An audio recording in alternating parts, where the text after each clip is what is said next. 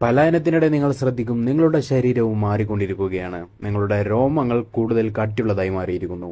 വിന്ററിൽ തണുത്ത് ചാവാതിരിക്കാൻ പ്രകൃതിയിൽ നിന്ന് നിങ്ങൾക്കുള്ള വരദാനം എന്ന് നിങ്ങൾ വിചാരിച്ചിരിക്കുമ്പോഴാണ് നിങ്ങൾക്ക് പെട്ടെന്നത് മനസ്സിലാകുന്നത് അതിന് മാത്രം ഒന്നും ഇതില്ല എന്ന്. സ്റ്റിൽ നിങ്ങൾക്ക് അത്യാവശ്യം നല്ല തണുപ്പടിക്കുന്നുണ്ട്, ജസ്റ്റ് മരവിച്ച് മരിച്ചു പോകുന്നില്ലെന്ന് മാത്രം. അതുകൊണ്ട് തന്നെ മുതിർന്ന കുതിരകളെല്ലാം വട്ടം വട്ടമായി കൂട്ടത്തിൽ നിന്ന് കുട്ടി കുതിരകളെ അതിന്റെ സെന്ററിലേക്ക് നിർത്തുന്നു, പെട്ടെന്ന് വരുന്ന ശക്തമായ തണുത്ത കാറ്റുകളിൽ നിന്ന് നിങ്ങളെ സംരക്ഷിക്കാൻ. അതുകൊണ്ട് ഇപ്പോൾ കാര്യങ്ങൾ കുറച്ചൊക്കെ ബെറ്ററായി. മുതിർന്ന കുതിരകൾ മഞ്ഞൊക്കെ തട്ടിമാറ്റി അതിനടിയിൽ നിന്ന് പുല്ലുകൾ എടുത്ത് ഭക്ഷിക്കുന്നത് നിങ്ങൾ കാണുന്നു. ഇത് കണ്ട് ഇൻസ്പയർഡായി നിങ്ങളുടെ ചെറിയ കുളമ്പുകളൊക്കെ വെച്ച് മഞ്ഞുഴുതുമറിച്ച് നിങ്ങളും പുല്ലുകൾ കണ്ടെത്തുന്നു. കുറെയൊന്നുമില്ലെങ്കിലും ഇപ്പോൾ ജീവിച്ചു പോകാൻ ഇതൊക്കെ മതി. 2 വർഷങ്ങൾ കൂടി കടന്നു പോകുന്നതോടുകൂടി നിങ്ങളൊരു യുവാവാൻ തുടങ്ങുന്നു. പക്ഷേ അത് അത്ര നല്ലതുമല്ല.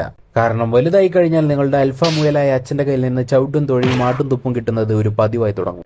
എന്തെന്നാൽ നിങ്ങളും നിങ്ങളുടെ കൂട്ടുകാരുമൊക്കെ പുള്ളിക്കൊരു അധികപ്പറ്റായി തുടങ്ങിയിരിക്കുന്നു.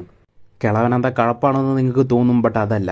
വളർന്നു വരുന്ന ആൺകുതിരകൾ കുടുംബത്തിൽ അധികാര പ്രശ്നങ്ങളിലേക്ക് നയിക്കും. അതുകൊണ്ടാണ്. ആയതിനാൽ ഇപ്പൊ നിങ്ങളുടെ മുന്നിൽ 2 ഓപ്ഷൻ ഉണ്ട്, 2 വഴികൾ. ഒന്നാമത്തെ വഴി ആശാനെ മലത്തിയടിച്ച് നിങ്ങൾക്ക് അധികാരം കൈയേറാം. രണ്ടാമത്തെ വഴി പെരുവഴി, ലിറ്ററലി.